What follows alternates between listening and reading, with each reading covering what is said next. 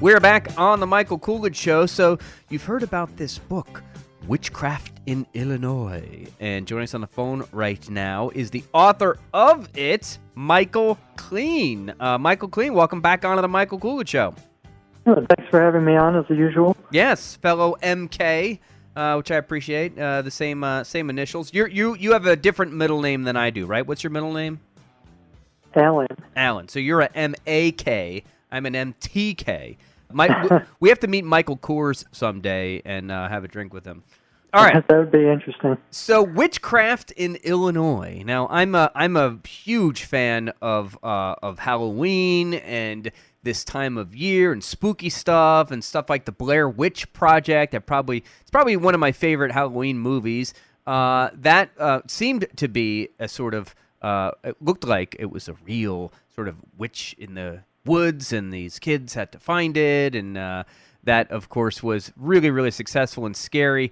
And witchcraft, of course, has been around since the beginning of our country, the Salem witch trials, and witches are a part of our national folklore, to be sure, Wizard of Oz, and all that kind of stuff. Tell us why you wrote Witchcraft in Illinois, and tell us about the book. Well, as you know, I've always been interested in the more unusual side of history. And this book really has evolved over quite some time. I started working on it when I was in grad school about 7 years ago. I started doing research about witch beliefs in early modern England, and I started to notice, as I was picking up these stories from Illinois, that there was a lot of cultural similarities between things that went on in England and things in Illinois. So, for example, there was an old English folk remedy. If somebody thought they were being bewitched, they would have the witch scratch them on the face with a knife or a sharp object or something like that. It was kind of just a way to avoid a trial, and all that kind of unpleasantness goes along with it. Well, like 200 years later, on the Illinois frontier, there was a guy named James Spiva who thought his wife was bewitching him, and he actually used that same remedy against her.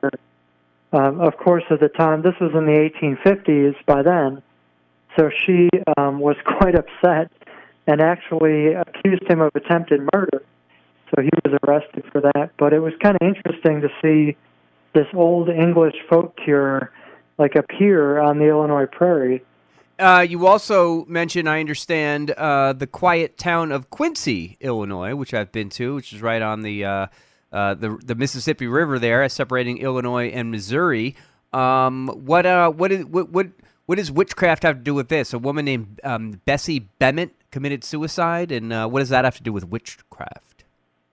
Yes, so Quincy is the county seat of Adams County, and that actually was a huge area for witch beliefs.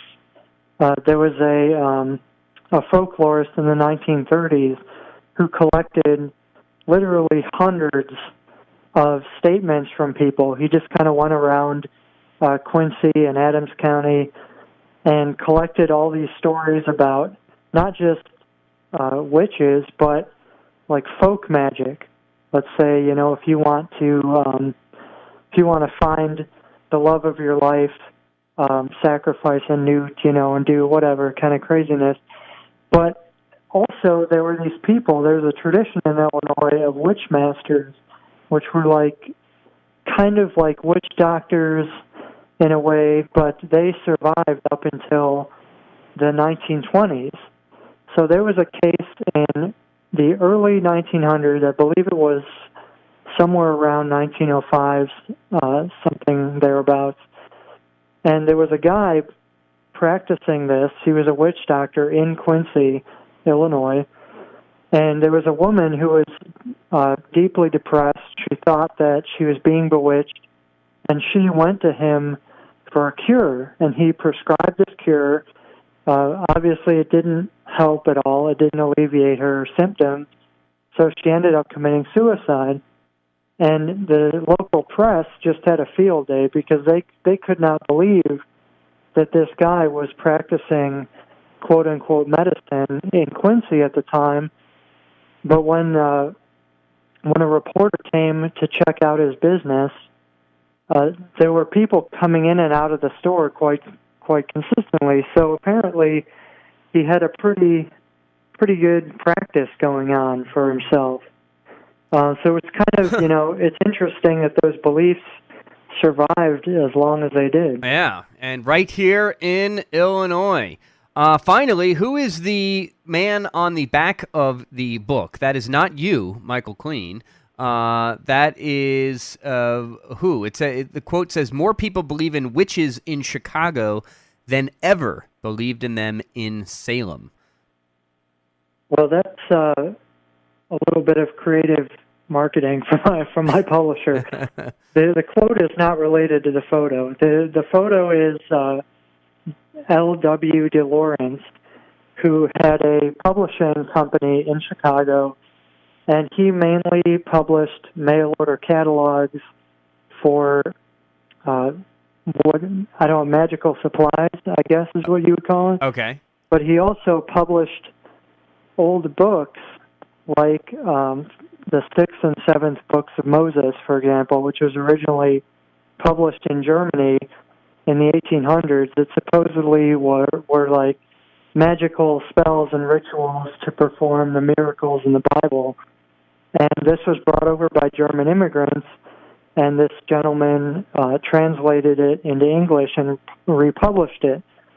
So he really did a lot to spread these ideas from these immigrant communities out into the public. And that's kind of the thesis of my book, is that with each new wave of immigration to Illinois, it sort of refreshed witch beliefs in the state.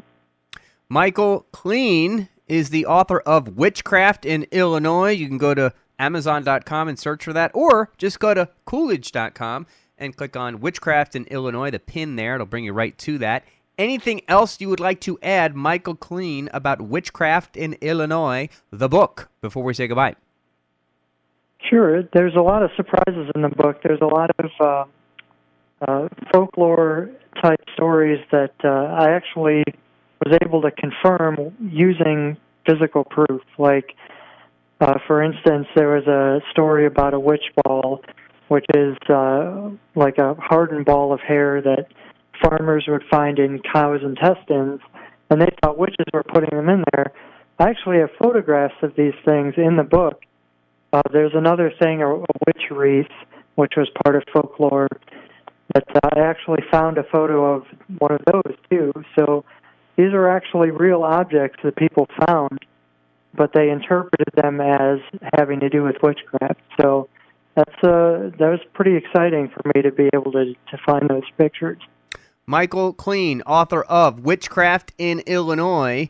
Thank you so much for coming back onto the Michael Koolidge Show. And listeners, if you are interested in learning more about Witchcraft in Illinois, buy Witchcraft in Illinois right now. We'll be right back.